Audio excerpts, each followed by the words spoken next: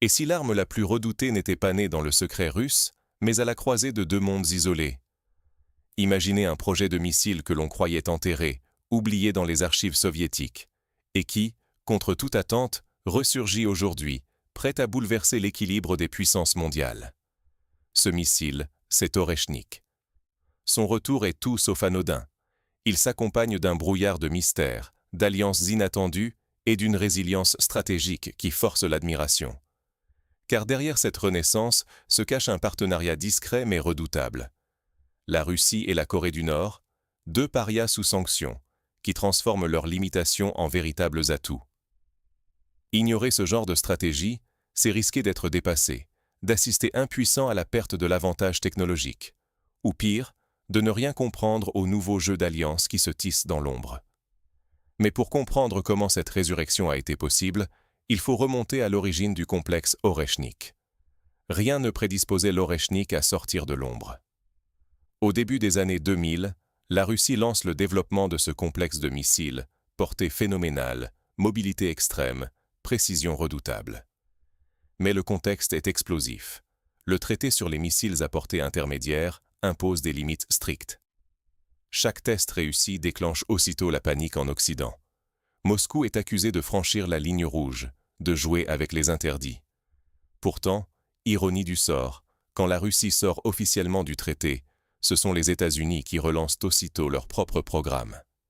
Désormais, tout le monde court après le temps perdu, mais l'Oreshnik reste à la traîne. Financement instable, pression politique, incertitude permanente. C'est ici que l'agilité stratégique devient cruciale. Trop souvent, on sous-estime l'importance d'innover dans l'adversité et de contourner les contraintes internationales. Ignorer cette réalité, c'est risquer de s'aborder des projets décisifs, gaspiller des ressources et perdre le fil du progrès. Et c'est précisément à cet instant que l'histoire de l'Oreshnik bascule, loin des laboratoires russes, vers un nouveau terrain de jeu, la péninsule coréenne. Quand la diplomatie échoue, l'ingéniosité prend des sentiers détournés. Ce qu'on a longtemps sous-estimé, c'est la façon dont la Russie et la Corée du Nord ont su tirer parti de leur isolement. Tandis que Moscou se voyait limité par des traités, Pyongyang, elle, n'avait aucune contrainte internationale. Résultat, la Corée du Nord devient le laboratoire idéal pour tester, loin des regards, des technologies russes hautement sensibles.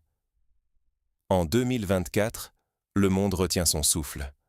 La Corée du Nord lance le Hwasong-16, un missile qui n'est plus seulement redoutable par sa portée, mais surtout par sa tête hypersonique, pratiquement identique à l'avant-garde russe, selon les renseignements.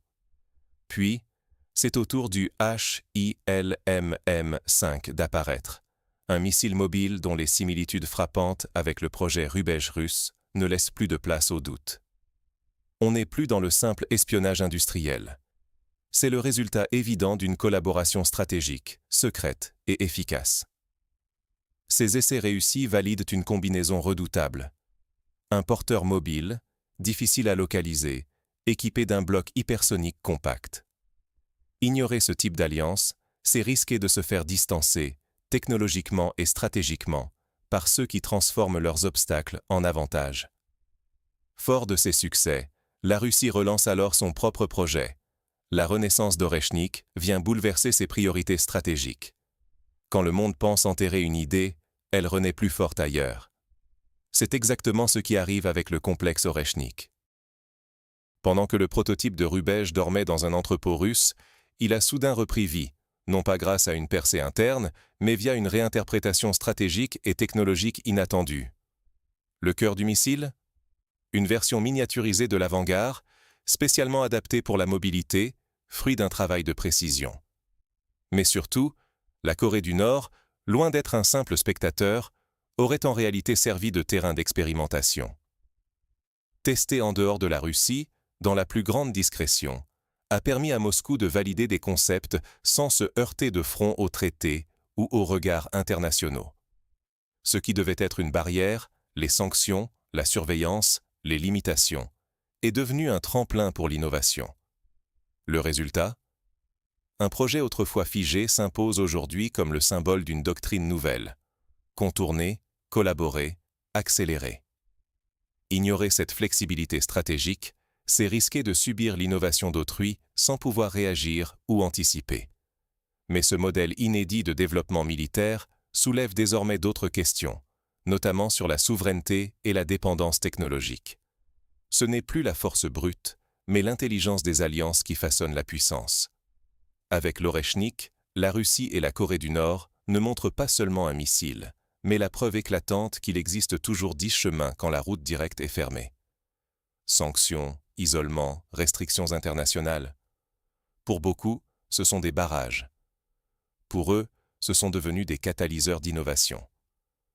L'Oreshnik incarne cette stratégie du contournement. Alors que les regards étaient fixés sur la Russie, des étapes cruciales de développement s'opéraient discrètement ailleurs, à l'abri des radars occidentaux. C'est là qu'apparaît la vraie leçon. La supériorité militaire ne vient plus d'un arsenal gigantesque, mais d'une capacité à réinventer la coopération. Ici, il ne s'agit pas d'une simple dépendance à un partenaire, mais d'une ingénierie partagée, d'une convergence de savoir-faire qui transcende les traités. Les accords internationaux n'arrêtent pas la course aux armements. Ils la font changer de terrain, la rendent plus imprévisible. Ce modèle rebâtit les règles du jeu mondial. Rater ces signaux, c'est s'exposer à voir d'autres alliances secrètes bouleverser l'équilibre sans même qu'on s'en rende compte. On doit donc s'interroger. Jusqu'où ce modèle d'alliance peut-il aller et quelles en sont les limites? L'ère des traités est-elle vraiment révolue ou faut-il s'attendre à d'autres renaissances imprévues? Avec Oreshnik, la Russie et la Corée du Nord prouvent qu'à chaque blocage répond une nouvelle alliance, chaque sanction inspire un détour créatif. Ignorer ces dynamiques, c'est accepter d'être dépassé, surpris, voire neutralisé. Alors, vous, à la place des décideurs, miseriez-vous sur la surveillance, l'innovation ou autre chose? Dites-le moi en commentaire.